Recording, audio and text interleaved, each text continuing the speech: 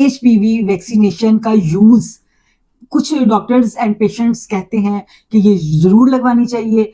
कुछ जो एंकर्स हैं उन्होंने कहा कि इसको नहीं लगवाना चाहिए, इसके साइड इफेक्ट्स हैं, ये हमारी आबादी को खत्म करने का एक प्रोपोगंडा है, इसको लगवाने से हमारी बच्चियां बांझ हो जाएंगी। और बहुत से डॉक्टर्स कहते हैं कि इसको लगवा लेना चाहिए, इसको लगवाने से सर्वाइकल कैंसर की से बचत हो सकती है।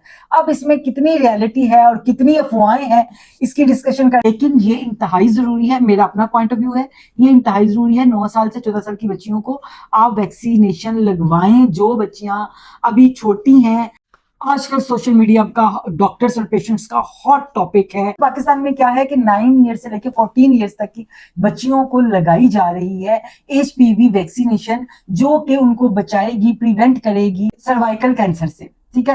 अब ये नहीं कि 9 साल से नीचे और 14 साल से ऊपर की खवातीन को सर्वाइकल कैंसर नहीं हो सकता, ऐसा कुछ नहीं है। एक वक्त में पूरी पाकिस्तान की औरतों को लगा देना वैक्सीन पॉसिबल नहीं था, इस वजह से इसको प्लान किया गया कि पहले इस एज ग्रुप को, फिर इस एज ग्रुप को, फिर इस एज ग्रुप को।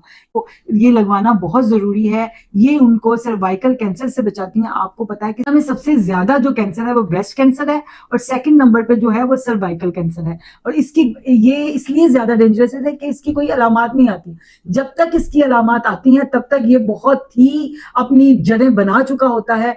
इसीलिए इसकी शरह अमवात बहुत ज्यादा है। इसकी शरह अमवात जो है वो 64% है।